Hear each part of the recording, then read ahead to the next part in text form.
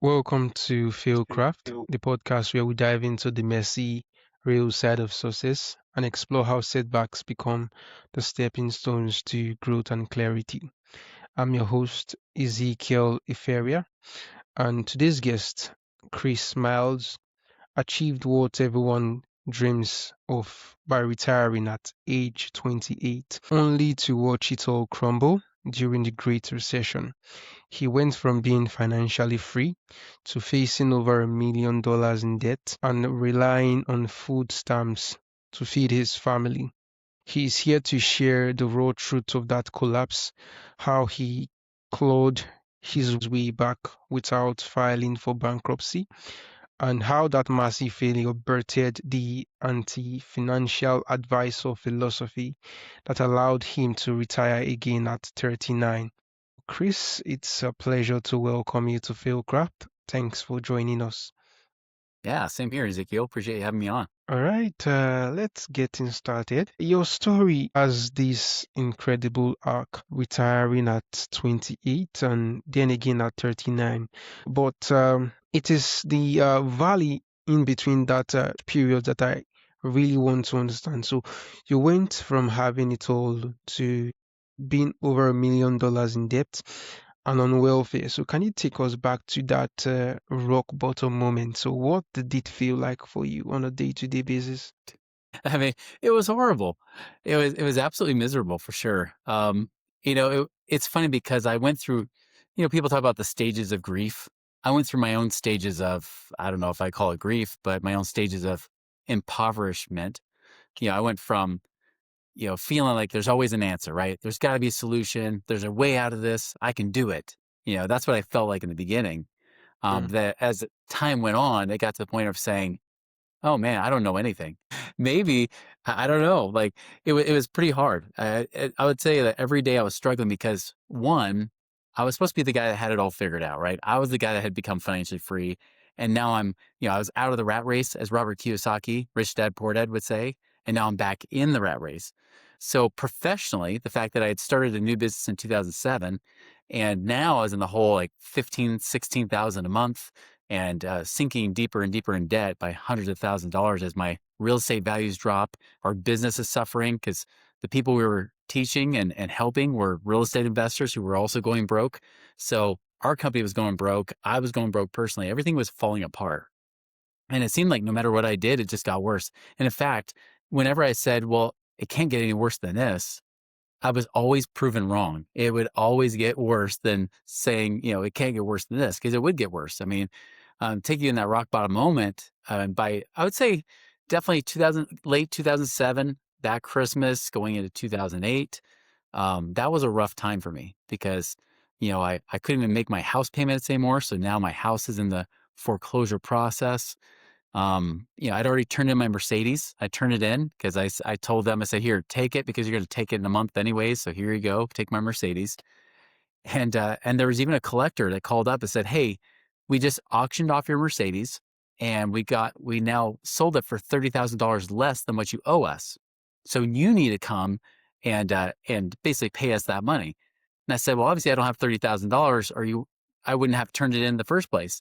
Well, I said, well, can you pay us $1,200 a month? No, because my payment was lower than that. If I couldn't make that payment, why do you think I'd make $1,200 a month? And the guy on the phone said, you know what? This is exactly why our country's in the horrible financial crisis that we're in right now. It's because of guys like you not paying their bills. And I got mad. This was about 6 or 7 o'clock at night. I was already burning the midnight oil because I was at work late. I would get there early trying to figure out what to do. I couldn't fall asleep at night very well. So I was constantly trying to problem solve, figure out what to do to dig out of the hole. And I just got after this guy. I said, you know what? I've hired people just like you and literally have spent hundreds of thousands of dollars hiring people like yourself to then give me that crap. Come on. And I hung up on him. I was just so mad. But I was mad because I felt like a failure. I felt like a complete, you know, just idiot, and my wife at that time, my wife was even saying, you know what, maybe I should take the kids and move out into my sister's basement till you figure things out. So then my only support system, because friends and family weren't really there to support me as much. And so now she's talking about leaving to take the kids away. So now she's talking about leaving me alone. At one point, she said, "You know, it's so humiliating for me to go in to use food stamps and go on welfare that I think you should go in." And so there's even a point where I was wearing a suit, getting ready for work, and I'm walking in, trying to get, free or discounted food, to help me out. And I'll tell you, I was definitely grateful for that, but it was a really, really rough time that, I mean, really, I felt like a failure almost every day. I was battling those thoughts while still trying to run and manage a business and try to get new clients at the same time. Oh, that's quite an interesting story. So, Chris, you were a financial expert when this happened. So, how did you deal with the internal shame or imposter syndrome of being a broke financial advisor? Yeah. I mean, definitely at this point, like I kind of stopped being a financial advisor of sorts. I became a different kind of financial advisor. But I know that from a business standpoint, I can't teach something I don't do. Like I'm a horrible liar. I can't teach something I have to teach from real experience. And so to get my integrity in the right place, I stopped teaching people how to get out of the rat race because I was back in it. Right. Mm, But I was teaching people what they were needing. And the thing is, I would talk with people, telling about the things that I had learned and done in my life, and they'd say, "Man, I would love to pay you, but this recession's been tough. I just don't have the money. If I wish I had the money to pay you because I just don't." And in the back of my mind, I wouldn't say it verbally, but in the back of my mind, I'd say, "Well, their financial situation is better than mine is.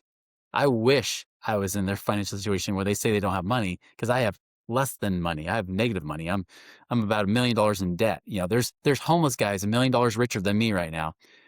And so I told them, I said, instead, tell you what, if I can help you find the money, would you hire me? They said, "Yeah, if you can help me find the money, yeah, I'd do that." I said, "Great." And so I'd go through their income and expenses and all their financial situation and look for things to free up cash flow each and every month. So, helping them figure out how to track money and what to find there. Like, for example, there's one couple, they literally only made about $2,000 a month. That was it. But they were in the hole $200 a month, right? And so they're like, "Yeah, we don't know what to do." And I was like, "Man, I don't think I've dealt with, I mean, I make more than 2,000 a month, at least in my situation. I'm just in the hole because of all these business expenses and everything else." But I looked at their situation. I said, "Well, here's what I've noticed. You're in the hole $200 a month, but guess what? Your overdraft fees are $250 a month. If we just get you to time your expenses the right way with your paychecks, and we get rid of that, you'll actually be positive $50 a month."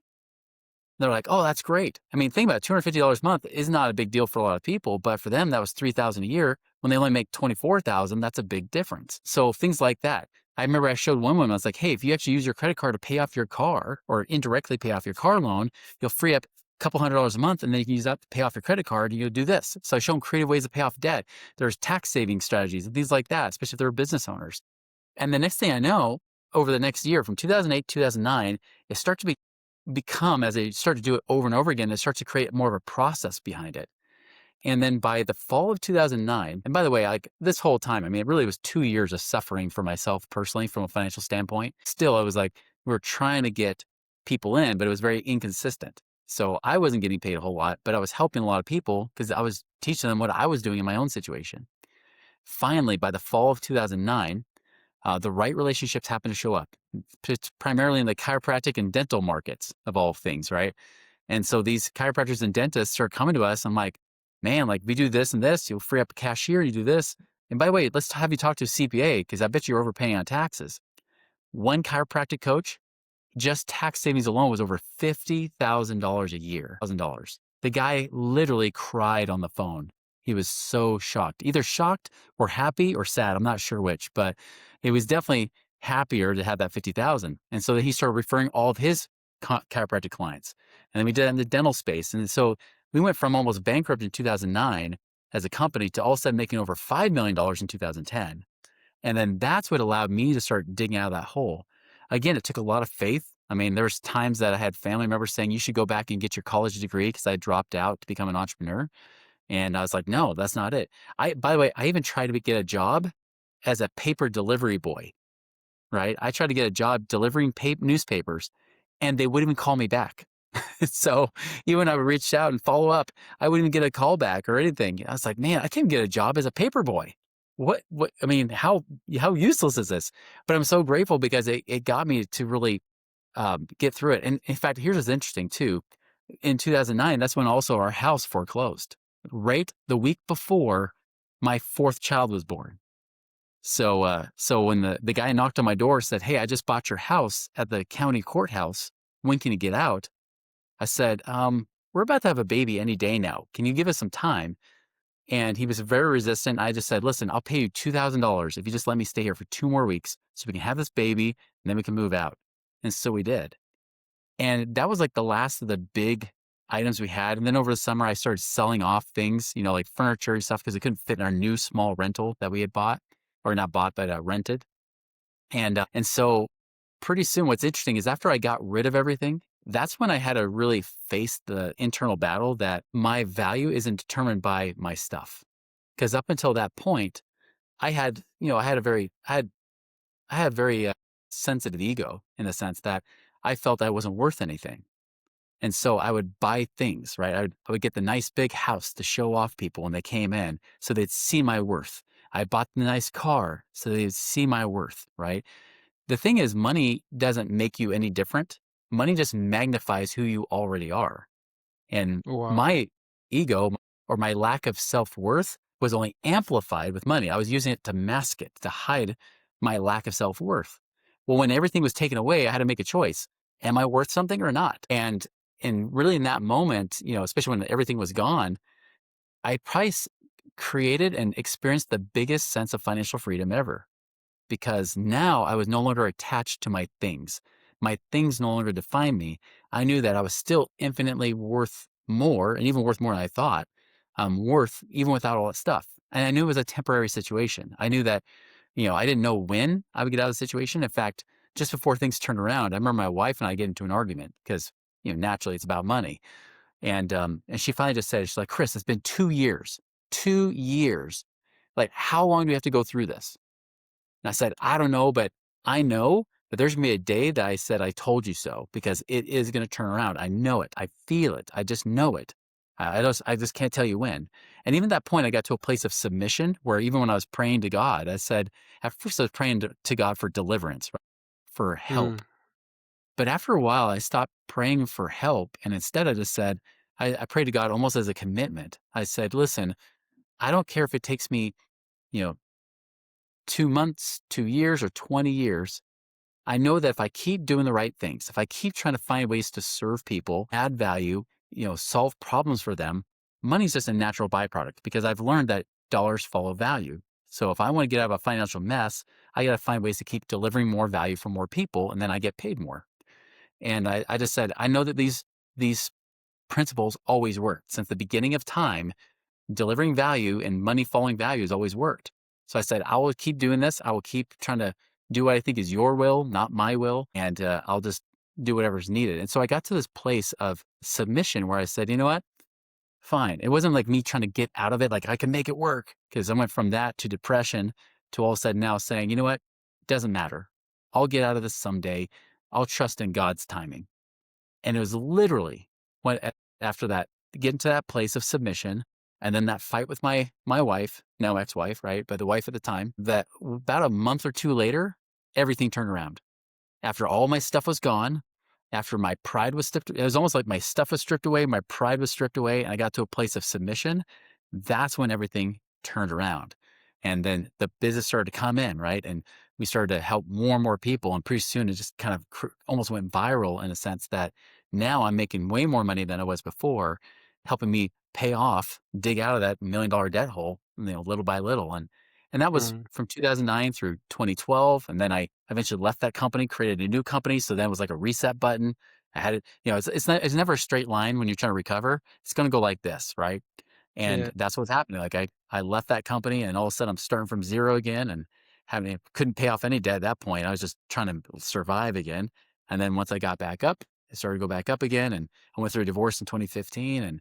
But still all along the way, always progressing, always moving forward, never lose on to that faith. Even though there was definitely times I had lost hope or felt hopeless, I would always realize that there's always a reason for everything, right? I don't believe there's any Yeah. accidents. Everything happens for a reason. And so that's what that faith pulled me through to the other side. All right, Chris. So you call yourself the anti-financial advisor.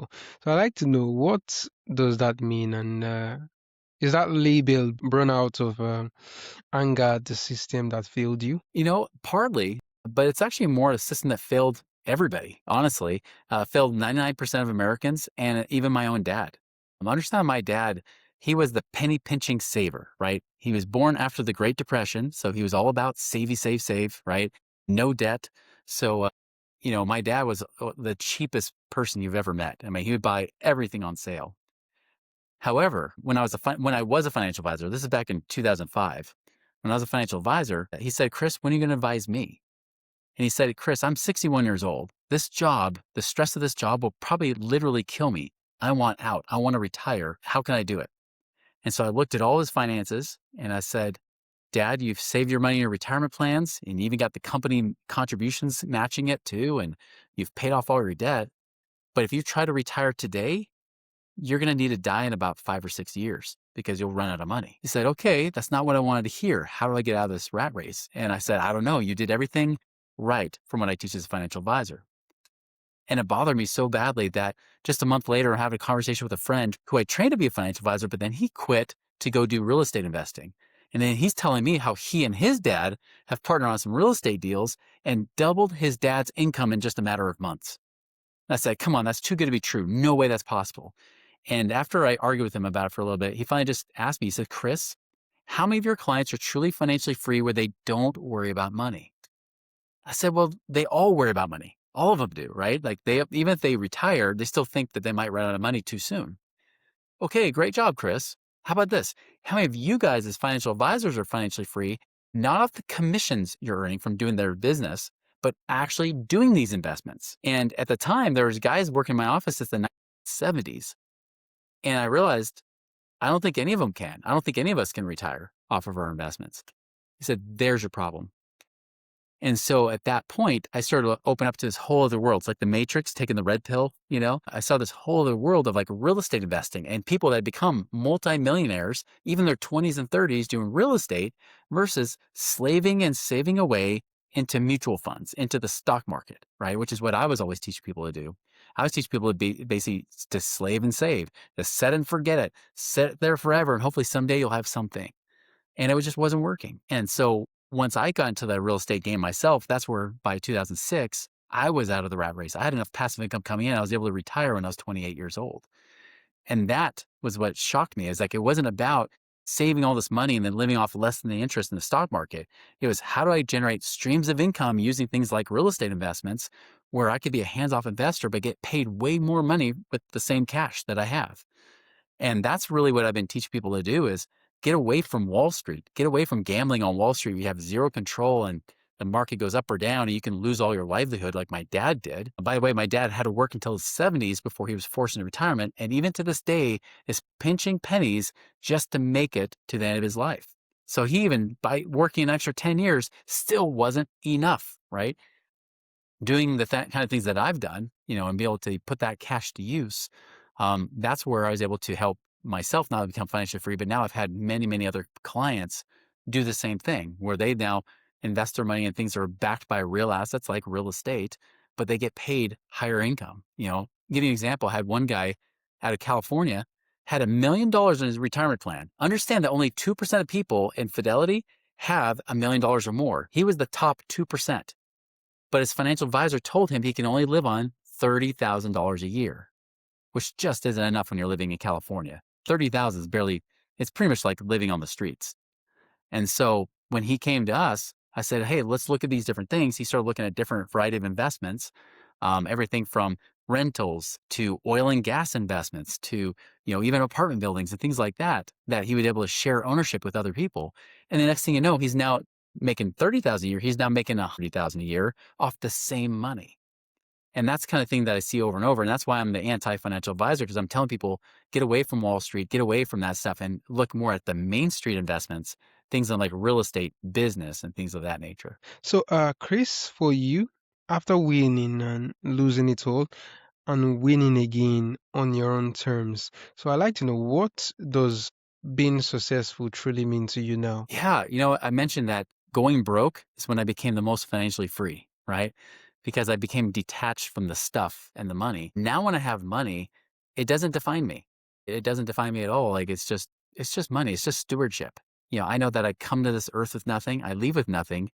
Everything in between is just stewardship, right? I'm just here on this planet to see what I can do to make it a better place, which is why, I have my company Money Ripples and do the Money Ripples podcast and do all the things that I do to help clients because that's I feel like that's the only thing I can do is if I can use my wealth in a way to better people's lives and I leave this planet better than the way I came into it, that to me is success, right? And so that failure, I mean, one, I'll tell you from a financial standpoint, it's interesting because people will tell me all the time, they're like, Chris, I know I should be better off than I am right now.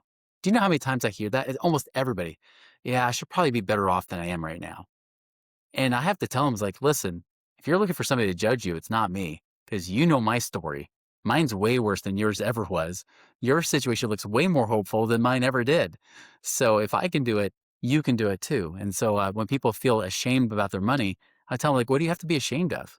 Like, if anybody should be ashamed, it's me, right? And I'm not either. It's like, it was a horrible experience that I never want to repeat. And I don't think I ever will that way. But that being said, it also gave me a lot of those intangibles, right? It gave me that faith and that patience and persistence and knowing that over time, if you do the right things, it always works out, right? You just don't always know the timing of it. So for me, I mean, that's the thing that's been a benefit is that all the pain and heartache I went through, my pain became everybody else's gain. So, for our listeners who want to see how close they are to freedom with your cash flow calculator or listen to the Money Ripples podcast, where is the best place for them to go? Yeah, you mentioned that work optional cash flow calculator. You can actually go to moneyripples.com and see how much passive income you can create in your own life right now. And you mentioned the Money Ripples podcast. You can find on all platforms you listen to podcasts, as well as YouTube. And then we have our social media channels, which is Money Ripples. Great, Chris. This has been a real eye-opener conversation, and I'm indeed excited and honored to have you on the show today. Same. I really appreciate having me here today.